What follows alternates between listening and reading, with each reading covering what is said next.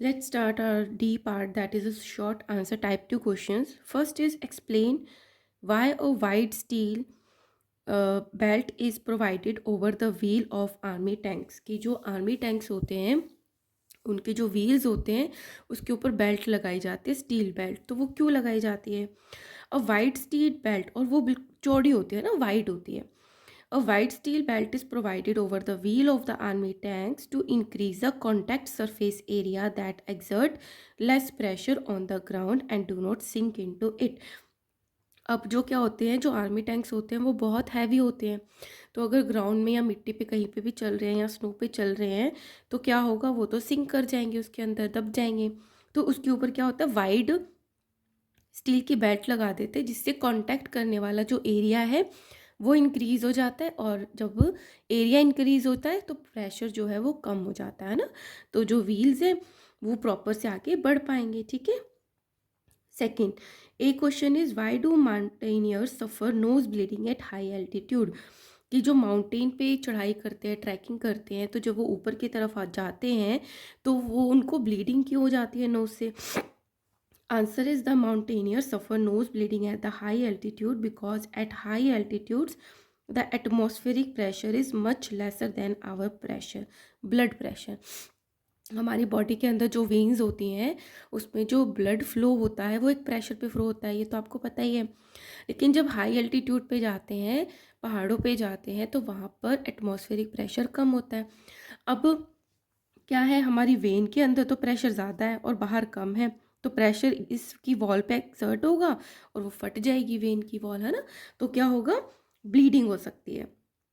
Due to this some of the blood capillaries burst. अब क्या होगा, कैपिलरीज बर्स्ट होंगी क्योंकि उनकी जो वॉल्स होती हैं बहुत थिन होती है कैपिलरीज की, and the blood comes out through the nose. B question is how does atmospheric pressure help in drinking juice with straw? किस तरीके से जो एटमॉस्फेरिक प्रेशर है वो हेल्प करता है जब आप स्ट्रॉ से कुछ भी जूस या कुछ भी ड्रिंक कर रहे हो। When we drink liquid with a straw the air pressure inside the straw decreases due to our sucking. क्योंकि जब हम सक करते हैं तो क्या होता है, अंदर का जो स्ट्रॉ के अंदर का जो प्रेशर है वो कम हो जाता है, क्योंकि हमने सक करके उसको एयर को अंदर ले लिया। And the air pressure acting on the surface of the liquid then becomes greater than the pressure inside the straw. अब क्या है, ये गिलास है, ठीक है, इसमें मान लो कि यहाँ तक जूस भरा हुआ है, ठीक है, और इसके अंदर है स्ट्रॉ। तो जब आपने सक किया तो इसके अंदर का प्रेशर तो कम हो गया, बट इसका जो अपर सरफेस थी यहाँ पे प्रेशर ज़्यादा है। तो प्रेशर ज़्यादा होने से ये कहाँ जाएगा, जहाँ पे कम प्रेशर है, तो यहाँ से पुश होकर अंदर की तरफ चला जाता है। The air pressure acting on the surface of the liquid then becomes greater than the pressure inside the straw and pushes the fruit juice up into the straw to your mouth। ठीक है, इसीलिए बहुत easily atmospheric pressure की वजह से जो juice है वो आपके माउथ तक चला जाता है when you drinking juice with a straw. Second, give reason. A, school bags are provided with wide straps to carry them. कि जो स्कूल बैग्स होते हैं स्टूडेंट्स के, उनके जो स्ट्रैप्स होते हैं वो वाइड होते हैं। क्यों होते हैं, अब तो आप इजीली बता सकते हो। The wide straps of the school bags provide large contact surface area. क्या प्रोवाइड करते हैं, large contact surface area provide करते हैं। तो उससे क्या हो जाता है, less pressure fall on the shoulders of the child. जिस सरफेस एरिया ज़्यादा होता है कॉन्टैक्ट का तो प्रेशर कम हो जाता है, making it more comfortable to carry the heavy school bag. जिससे जो बच्चे हैं बहुत कंफर्टेबली उस हैवी जो स्कूल बैग है उसको कैरी कर लेते हैं, क्योंकि उनको प्रेशर कम फील होता है। B is the wall of the dam are thicker near the bottom than the at the top. अभी जैसे ये है, पानी आ रहा है ना रिवर का, यहाँ पे ये डैम बना के रोक दिया। तो इस तरीके से होता है कि नीचे का जो पार्ट होता है वो तो ब्रॉड होता है, यहाँ पे ईंटें लगी होती हैं, और जो ऊपर का पार्ट है वो मतलब कम ब्रॉड होता है। तो क्यों होता है, the wall of the dam is made thicker at the bottom because water pressure increases with the depth. क्योंकि पानी के जितनी नीचे हम जाएंगे, जितनी डेप्थ में जाएंगे, प्रेशर जो है पानी का वो बढ़ता रहता है। बढ़ता रहेगा तो प्रेशर इस पर ज़्यादा डलेगा भी, तो इसको ज़्यादा स्ट्रॉन्ग भी होना चाहिए। A thicker wall can withstand with a greater pressure exerted by the water at the greater depth. ताकि वो उसको बियर कर पाए उसके प्रेशर को। Third A part is what is atmospheric pressure. Atmospheric pressure क्या होता है? The layer of the air surrounding our earth is called atmosphere. सबसे पहले आपको बताना है कि एटमॉस्फेयर क्या होता है। तो जो अर्थ के चारों तरफ एयर है उसको हम अपना एटमॉस्फेयर बोलते हैं। The pressure exerted by the air due to its own weight. और जो एयर होती है एटमॉस्फेयर में उसका अपना एक वेट होता है, उसकी वजह से वो क्या देती है? प्रेशर एग्जर्ट करती है, और उसी को बोल देते हैं एटमॉस्फेरिक प्रेशर। ना why is our body is crushed by enormous pressure exerted by the atmosphere. मतलब हमारी जो बॉडी है वो एटमॉस्फेयर, इतना ज़्यादा एटमॉस्फेरिक प्रेशर है हमारे चारों तरफ, फिर भी हमारी जो बॉडी है वो क्रश क्यों नहीं होती, दब क्यों नहीं जाती? Inside the body the flowing blood and the body fluids create pressure. हमारी अंदर की जो बॉडी है उसमें जो ब्लड है और जो फ्लूइड पार्ट है, लिक्विड पार्ट है, उसमें भी अपना एक प्रेशर है which counters the effect of atmospheric pressure and thus we are not crushed. अब क्या है, इधर है हम वी और इधर क्या है? एटमॉस्फेरिक प्रेशर है। तो ये जितना प्रेशर एग्जर्ट कर रहा है हमारे ऊपर, हमारे अंदर का जो ब्लड है और जो फ्लूइड पार्ट है वो भी सेम एग्जर्ट कर रहा है, तो क्या होगा? क्रशिंग तो होगी ही नहीं, तो इसलिए we are not crushed. C is give one application of the atmospheric pressure from the everyday life. एक आपको एग्जाम्पल देना है कि कहाँ पे एटमॉस्फेरिक प्रेशर हमारे डेली में यूज होता है।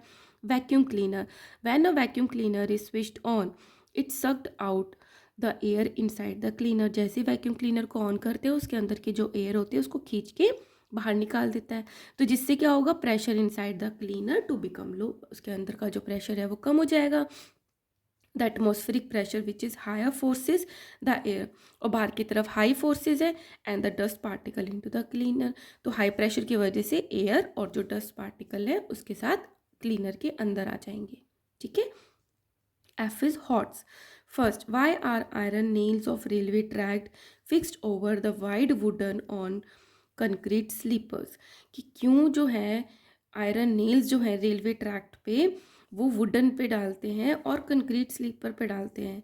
The iron nails are fixed over the wide wooden or concrete sleepers to reduce the pressure. Strong होता है, वाइड होता है, जिससे कि जो उसके ऊपर इतनी हैवी ट्रेन आ रही है उसका प्रेशर ना पड़े।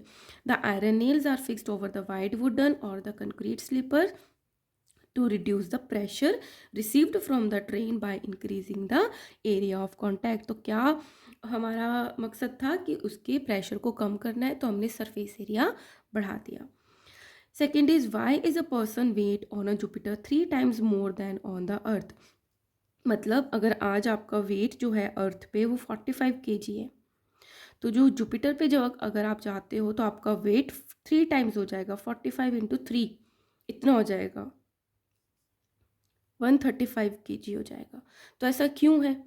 The gravity on the Jupiter is greater than the gravity of the earth. जो जुपिटर पे ग्रेविटी है वो अर्थ की ग्रेविटी से ज़्यादा है, और वो क्यों है? क्योंकि उसका मास बहुत ज़्यादा है, अर्थ जितनी उससे 3 times बड़ा है।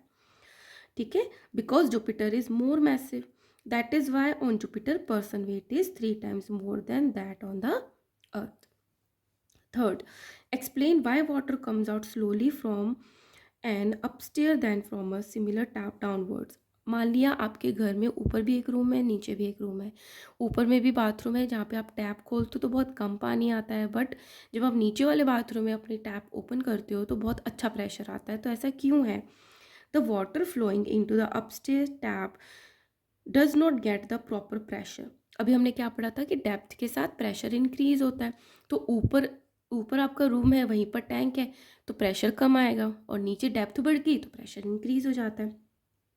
The water flowing into the upstair tap does not get the proper pressure as compare to the water flowing into the downstair tap.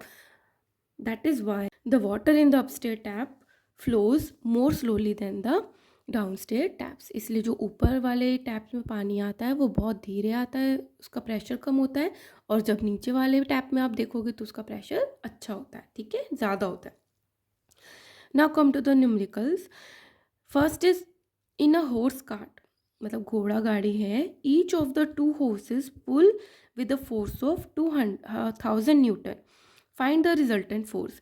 अब क्या है, यहाँ पे हॉर्सेज है, एक हॉर्स जो है वो भी 1000 न्यूटन के प्रेशर फोर्स से पुल कर रहा है, एक और हॉर्स है वो भी 1000 न्यूटन से पुल कर रहा है। तो दोनों एक ही डायरेक्शन में जा रहे हैं। तो जब एक ही डायरेक्शन में फोर्सेस लग रहे होते हैं, हम उसको क्या करते हैं, ऐड करते हैं, तभी रिजल्टेंट फोर्स आ जाता है। In a horse cart, horses pull in the same direction, therefore the resultant force acting on the cart is 100,000 newton plus 1000 newton is equal to 2000 newton। ठीक है। Second is in a game of tug of war. Tug of war में क्या होता है, यहाँ पे एक line खींच दी जाती है, एक रस्सी को इधर की टीम भी खींच रही होती है, उसी रस्सी को इधर की टीम भी खींच रही होती है। The three girls of a team A, यहाँ पे टीम ए है, यहाँ पे टीम बी है, pull the rope with the forces of 80 newton, 100 newton and 120 newton. इधर की तरफ जो पुल कर रहे हैं, 3 लोग हैं, वो इधर की तरफ इतने फोर्स लगा रहे हैं। ठीक है। In the team B 3 girls pull the rope with the forces, अब ये इधर की तरफ पुल कर रही हैं, 85 न्यूटन, 105 न्यूटन एंड 125 न्यूटन। तो अब ये क्या लग रहे हैं, ऑपोजिट डायरेक्शन में फोर्सेस लग रहे हैं। तो टोटल इनका जितना फोर्स लग रहा है और टोटल इनका जितना फोर्स लग रहा है, जिसका ज़्यादा लग रहा है वो जीतेगा। और हम इनका डिफरेंस निकाल के पता कर सकते हैं कि कौन ज़्यादा लगा रहा है। What is the resultant force, which team is the winner, और कौन जीतेगा, जो ज़्यादा फोर्स लगा रही होगी। Team A girls pull rope in one direction, मतलब सेम डायरेक्शन में पुल कर रही हैं। So total force will be applied by team A 80 newton, 100 and 120, total is 300 newton. Team B girls pull rope in one direction, same direction में pull कर रही हैं। So total force applied by the team will be 85 plus 105 plus 125, तो total हो गया 315 Newton. तो आपको compare करके ऐसे ही पता चल रहा है कौन जीतेगा, टीम बी, क्योंकि वो ज़्यादा फोर्स लगा रही है।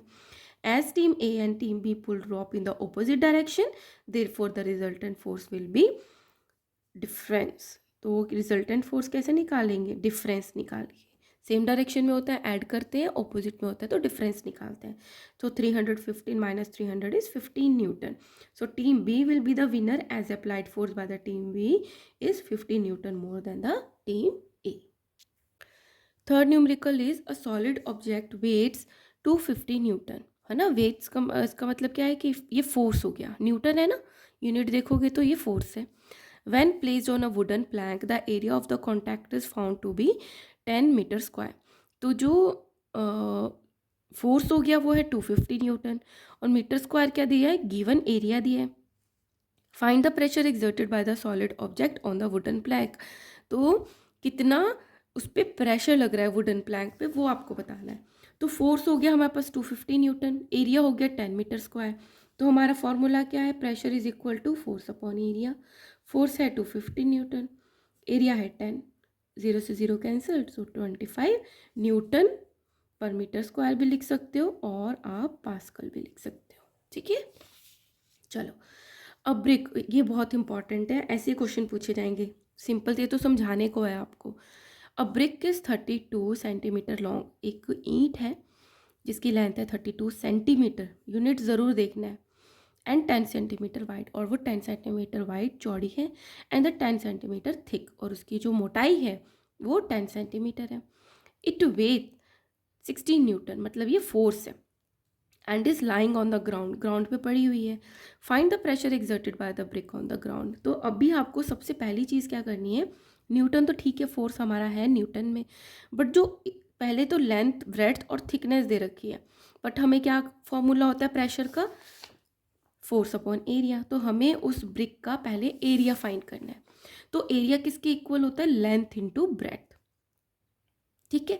तो अब लेंथ इंटू ब्रेड्थ है, अब हमें लेंथ गिवन है 32 सेंटीमीटर गिवन है, बट हमारा जो फॉर्मूला है उसका जो यूनिट होता है प्रेशर का, वो तो न्यूटन पर मीटर स्क्वायर होता है ना, मीटर का स्क्वायर होता है, सेंटीमीटर स्क्वायर तो नहीं होता। तो हमें पहले इसको कन्वर्ट करना पड़ेगा मीटर में। ठीक है। तो वन जो मीटर है उसमें 100 सेंटीमीटर होते हैं, तो इसको मीटर में कन्वर्ट करने के लिए 100 से डिवाइड करना पड़ेगा। तो ये क्या बन गया, 2 डेसिमल, हमें क्या करना है, 2 0 है ना, तो 2 नंबर छोड़ के डेसिमल लगा देना है। तो क्या बन गया ये मीटर, 0.32 मीटर, 32 मीटर। सिमिलरली ये ब्रेड्थ है 10 सेंटीमीटर, तो इसको हमें मीटर में कन्वर्ट करना है, तो 100 से डिवाइड करना पड़ेगा। तो 2 नंबर छोड़ के हमने डेसिमल लगा दिया, तो 0 हटा के 0.1 मीटर बन गया। अब एरिया होता है लेंथ इंटू ब्रेथ। लेंथ अब होगी हमारी 0.32, ब्रेथ होगी हमारी 0.1। इसमें थिकनेस का कोई मतलब ही नहीं है, क्योंकि लेंथ इंटू ब्रेथ एरिया का फॉर्मूला होता है, तो हमें इसको यूज़ ही नहीं करना है। तो जब आप मल्टीप्लाई करते हो तो पहले आप क्या करते हो, ये जो पॉइंट्स है, जैसे 0.32 है, उसको करना है 0.1। तो आप क्या करो, इन डेसिमल्स को भूल जाओ। सो 32 इंटू 1 कितने होते हैं, 32 ही होते हैं। अब टोटल कितने डेसिमल प्लेसेस पे नंबर्स हैं, 1 2 3। तो इट मीन्स मल्टीप्लिकेशन में आपको जितने भी डेसिमल नंबर्स है सबको ऐड करना है। तो 3 है, तो 3 नंबर्स छोड़कर आपको डेसिमल लगाना है, 1 2, थर्ड कोई नंबर नहीं है तो हम 0 लगा देते हैं। तो ये क्या बन गया, 0.032 मीटर स्क्वायर बन गया। तो हमारा एरिया मीटर स्क्वायर में आ गया। फोर्स हमारे पास था ही, है ना, 16 न्यूटन। अब प्रेशर क्या होता है, force upon area. Pressure is equal to force upon area. Force है हमारा 16, एरिया आ गया हमारा 0.032। पॉइंट हटाएंगे, ये डिनोमिनेटर में, तो न्यूमरेटर में कितने नंबर आ जाएंगे, 1 2 3, 3 0 लग जाएंगे। ठीक है, तो ये क्या बन गया, अब 32 बन गया। 16 1 जा 16, 16 2 जा 32, 2 1 जा 2, 2 5 जा 10, 0 0। सो 500 पास्कल का वेट उस पर प्रेशर लगेगा। ऑल राइट, सो ये बहुत इंपॉर्टेंट है, इसकी प्रैक्टिस करना आप। Fifth, a force of 120 newton is applied on an object of area 3 meters का। ये बहुत सिंपल है, calculate the pressure. Force given है सीधा सीधा न्यूटन में, एरिया गिवन है मीटर स्क्वायर में। Pressure is equal to force upon area.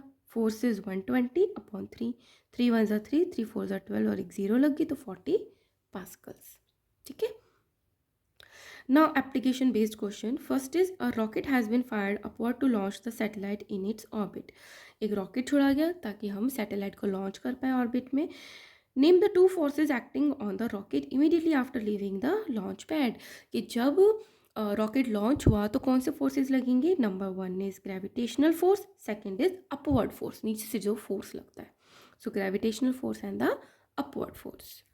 Let's do last question. That second, Ramesh's mother emptied a poly pack of pulses into the container. Some of the pulse grain got stuck in the polythene. Ramesh की mother थी, जब pulses के poly pack को, मतलब plastic के pack को हम लाते हैं ना, प्लास्टिक के पैक्स में 1/2 kg के पैक होते हैं, तो जब उसको खाली करती थी तो कुछ पल्सेस जो थे वो अंदर ही चिपके रह गए पॉलीथीन में, and did not fall in the container, container में नहीं आए। गिव रीज़न, तो उसका क्या रीज़न था। When the polypack is filled with the pulses, a electrostatic force of attraction is created between the polypack and the pulses. तो उनके बीच में इलेक्ट्रोस्टैटिक जो फोर्स है वो क्रिएट हो गया। क्यों, क्योंकि वो बार बार हिलते हैं। So therefore when the polypack is emptied, some pulses remain stuck due to the electrostatic force only. So here we have completed this video, and आपको कैसा लगा कमेंट बॉक्स में ज़रूर बताना guys, and if you like my videos, kindly like, share and subscribe. Thank you.